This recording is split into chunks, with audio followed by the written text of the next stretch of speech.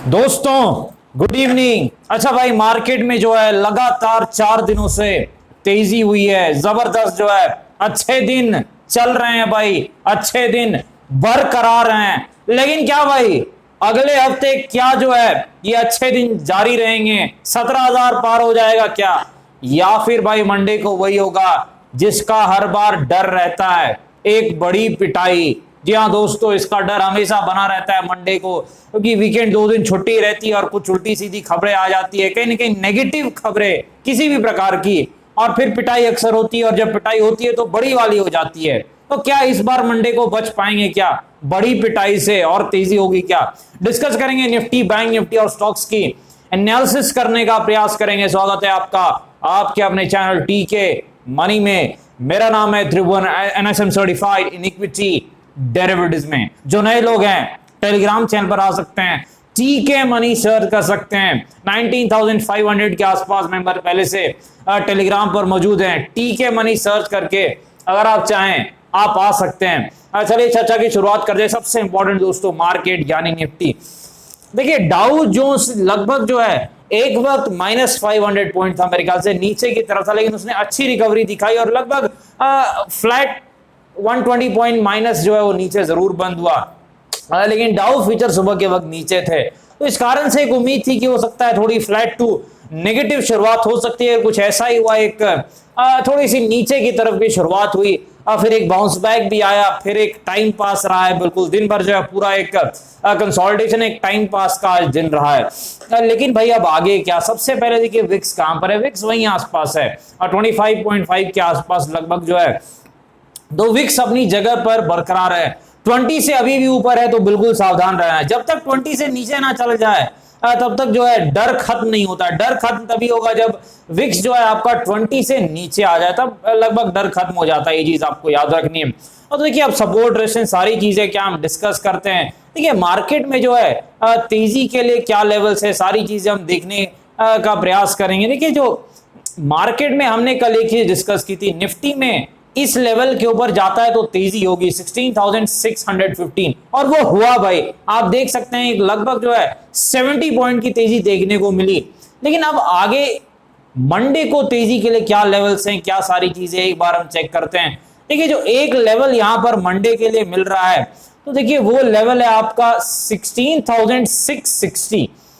देखिए 16,660 इसके ऊपर निफ्टी निकलता है तो तेजी की संभावना है जो वो बढ़ सकती है।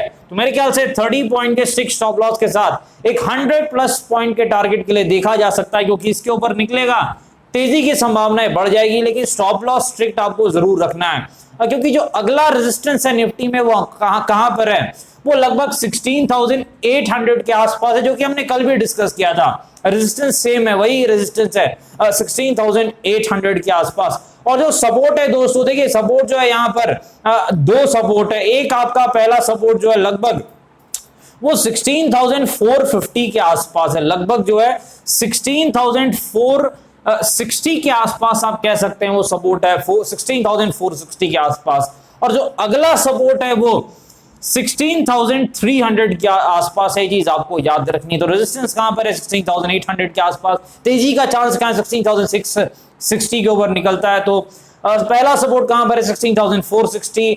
दूसरा सपोर्ट कहां पर है? 16,300 के आसपास। और ये चीज आपको याद रखनी है कि भाई डब्ल्यू पैटर्न अगर आपको मिलता है आप तेजी कर सकते हैं। 30 पॉइंट का स्टिक स्टॉप लॉस ला करके एक 100 पॉइंट के आसपास का टारगेट आप देख सकते हैं। और सेम एम पैटर्न के लिए, एम पैटर्न अगर आप दिखता है आप पिटाई यानी मंदी गिरावट के तरफ ट्रेड कर सकते हैं 30 पॉइंट के स्टिक स्टॉप लॉस के साथ, और एक 100+ पॉइंट का टारगेट आप देख सकते हैं। चले चलते हैं यहाँ पर निफ्टी बैंक के पास। देखिए निफ्टी बैंक में भी जो एक कंसोलिडेशन, एक टाइम पास का दिन रहा है, कोई बड़ी तेजी मंदी कुछ नहीं हुआ है निफ्टी बैंक में भी। तो निफ्टी बैंक में क्या सपोर्ट रेजिस्टेंस है, सारी चीजें हम चेक करते हैं। देखिए जो निफ्टी बैंक में रेजिस्टेंस है वो लगभग 35,350 के आसपास है, 35,350 के आसपास निफ्टी बैंक का रेजिस्टेंस है। ये चीज आपको याद रखनी है। और निफ्टी बैंक में सपोर्ट कहां पर है? देखिए जो निफ्टी बैंक में सपोर्ट है वो 33,750 के आसपास दिख रहा है। सपोर्ट 33,750 के आसपास निफ्टी बैंक का एक सपोर्ट है, और उससे पहले एक और अगर आप सपोर्ट कहें जो कि करीब का सपोर्ट है, बड़ा सपोर्ट नहीं है ये वाला लेकिन सपोर्ट जरूर है, तो 34,250 के आसपास ये चीज आपको याद रखनी है। निफ्टी बैंक में भी अगर आपको डब्ल्यू पैटर्न मिलता है 70 पॉइंट के 6 स्टॉप लॉस के साथ, तेजी की तरफ आप काम कर सकते हैं, 200 प्लस पॉइंट का टारगेट आपको मिल सकता है। और एम पैटर्न अगर आपको दिखे तो 70 पॉइंट के 6 स्टॉप लॉस के साथ आप मंदी यानी गिरावट की तरफ काम कर सकते हैं, 200 प्लस पॉइंट्स का टारगेट आपको मिल सकता है। चलिए चलते हैं स्टॉक्स के पास। सबसे पहले एचडीएफसी, देखिए बहुत अच्छी कंपनी है एचडीएफसी, फंडामेंटली एक स्ट्रॉन्ग स्टॉक है, लॉन्ग टर्म कोर पोर्टफोलियो का स्टॉक है। इस गिरावट में मिला था भाई, मैंने तो उठाया था इसे 2100 के आसपास, जब गिरा था तो 2100 के आसपास मुझे याद है, मेरे ख्याल से 2110 के आसपास का कुछ लेवल था।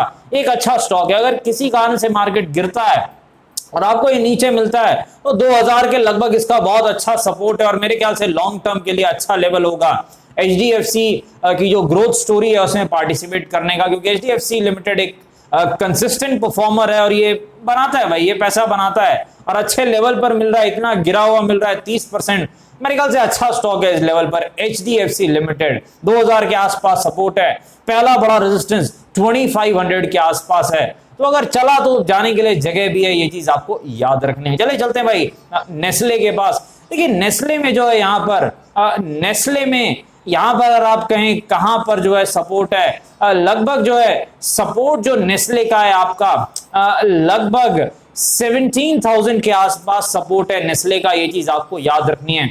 और रेजिस्टेंस कहां पर है नेस्ले का, 18,500 के आसपास। फंडामेंटली ये भी बहुत ही स्ट्रॉन्ग स्टॉक है, लॉन्ग टर्म कोर पोर्टफोलियो का स्टॉक है और अच्छे लेवल पर है। इस लेवल पर जो है एक अच्छा स्टॉक है नीचे की तरफ, फंडामेंटली बहुत ही अच्छी कंपनी। चलिए टाटा स्टील के पास चलते। देखिए स्टील स्टॉक्स में अच्छे बाउंस बैक देखने को मिले हैं। कहां पर टाटा स्टील का सपोर्ट है, देखिए 1070 के आसपास टाटा स्टील का सपोर्ट है, और जो रेजिस्टेंस है टाटा स्टील का लगभग जो है 13, यहां पर जो है रेजिस्टेंस टाटा स्टील का एक बार चेक करते हैं हम। देखिए जो रेजिस्टेंस है टाटा स्टील का लगभग जो है वो 1500 के लगभग आपका टाटा स्टील का रेजिस्टेंस है, ये चीज आपको याद रखनी है। चलिए चलते हैं कोटक बैंक के पास। फंडामेंटली कॉल स्ट्रॉन्ग स्टॉक है, लॉन्ग टर्म कोर पोर्टफोलियो का स्टॉक है, 1650 के आसपास, 1650 के आसपास बहुत अच्छा सपोर्ट है इसका भी, और लॉन्ग टर्म के लिए एक अच्छा स्टॉक है इस लेवल पर, ये चीज जरूर आपको याद रखनी है। अगर आपको 1650 के आसपास मिलता है लगभग जो है मेरे ख्याल से एक अच्छा लेवल होगा पोर्टफोलियो में से ऐड करने का। अगला रेजिस्टेंस, बड़ा रेजिस्टेंस कहां पर है, लगभग 2000 के आसपास कोटक महिंद्रा बैंक का बड़ा रेजिस्टेंस है। और डिस्क्लेमर आपको पता है दोस्तों, वीडियो एजुकेशन और इन्फॉर्मेशनल पर्पस के लिए कृपया मैं फाइनेंशियल एडवाइजर से बातचीत करके फिर बाजार में काफी जो कि मैं थोड़ा ध्यान से काम करे। धन्यवाद।